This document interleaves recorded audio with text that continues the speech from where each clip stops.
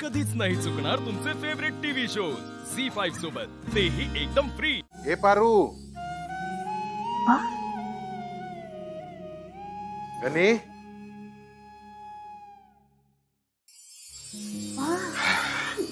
तू आलास? आणि हे काय गणित इतक्या लवकर झोपला? नाही मी नाही झोपलो। आणि बा माझ्यासाठी खायला काय आणलं गावावर ना? आणि माझे ते मित्र भेटले का दक्ष आणि निकेत, काय म्हणाले ते? अरे बाबा मी काय गावाला तुझ्या मित्रांना भेटायला गेलतो का? देवदर्शनाला गेलतो ना। हा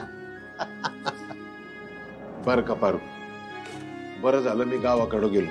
समधी जुनी माणसं भेटली, कुलदैवताचं दर्शन पण झालं। आणि हा तुला ते देवळातले गुरुजी आठवतात का? ते मला भेटले होते आणि ते म्हणत होते की आज तुमच्या मुलीचं लग्न आहे म्हणून। त्यांचं कोड काय मला उमगलं नाही।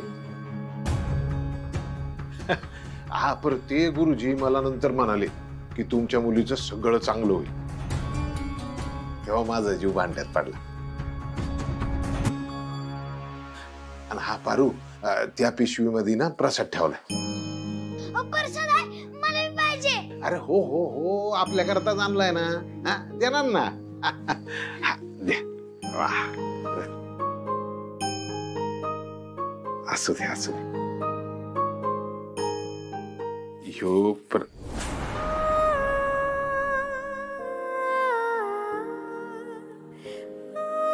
पारू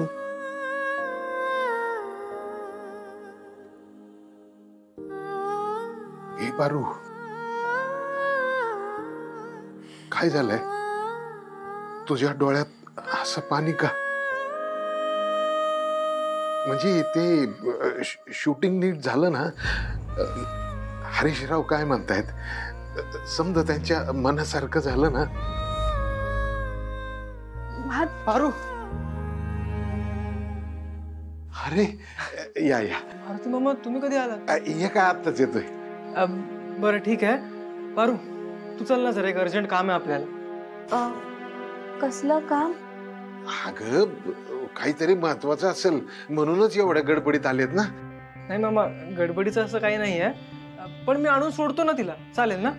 हा चालेल जा। प्रीतम सर, बाला आधी जेवण वाढते मग निघूया। अगं माझ्या जेवणाची कशाला चिंता करते? मी गावावरून आलोय ना, तोपर्यंत मी आंघोळ करून घेतो। तोपर्यंत तुम्ही याल ना? याल ना? हो हो, मी घेऊन येतो। हा चल चल पारू, लवकर चल, ये ये ये।